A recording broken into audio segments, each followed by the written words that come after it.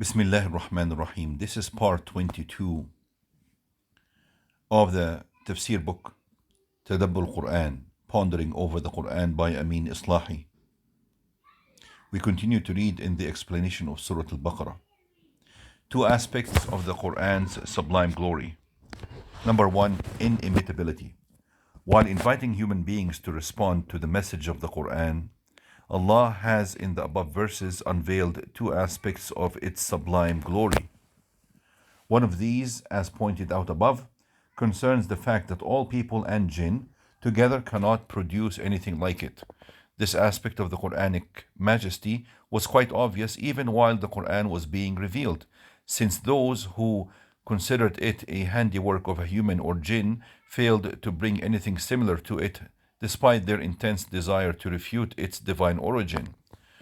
To this day, centuries after the challenge was first put forth, none of its inveterate enemies have yet been able to bring something even remotely comparable to it, not to speak of refuting its claim of being a unique and incomparable book.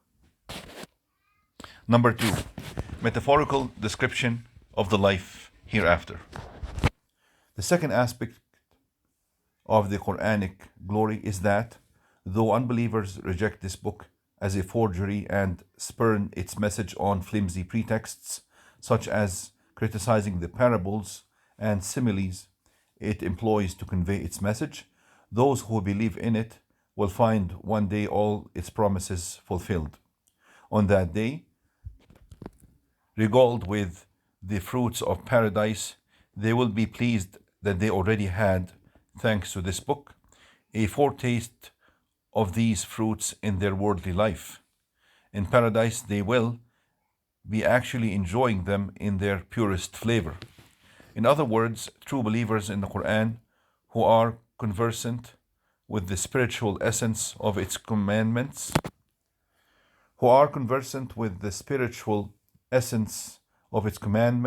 and precepts, do gain a glimpse of paradise and its blessings, as well as of hell and its torments in their worldly life. Implied in this is also the fact that the blessings of paradise are in reality a manifestation of the good teachings and commandments ordained in the Quran. All these virtues will appear before the dwellers of paradise in their true form and shape. Similarly, the bitter consequences of the wrongdoings prohibited by the Quran and awaiting the guilty in the form of diverse punishments in hell will be manifestations of all their evil in their extreme ugliness. The realities of the life hereafter cannot be comprehended in any human tongue. They can only be described in a metaphorical sense only. Only in the hereafter, when all the veils and physical constraints under which we live in this world are removed, will we be able to perceive and truly understand the true reality. Then we will be able to understand and unravel even the most subtle mysteries.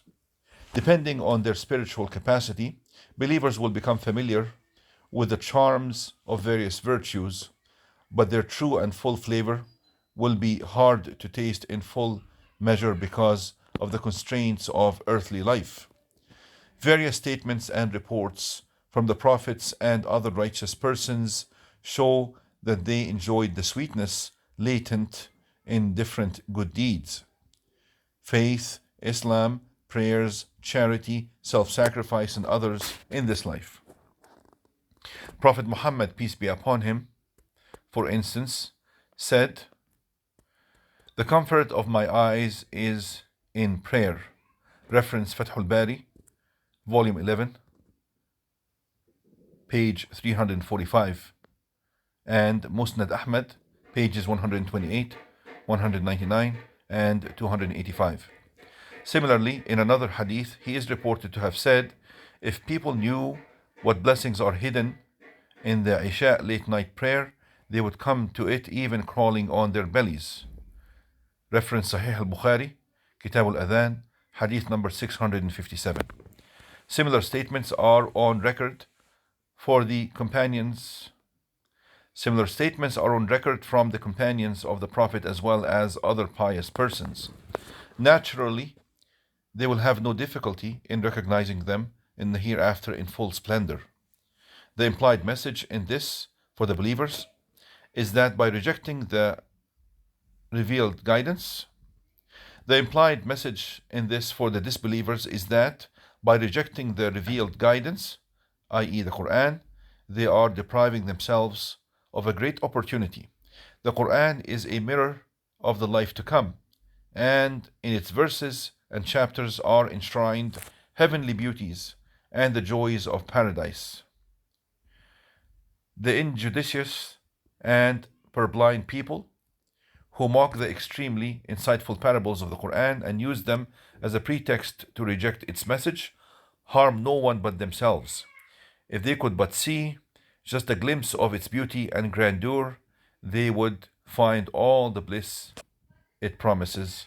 Walhamdulillahi Rabbil Alameen.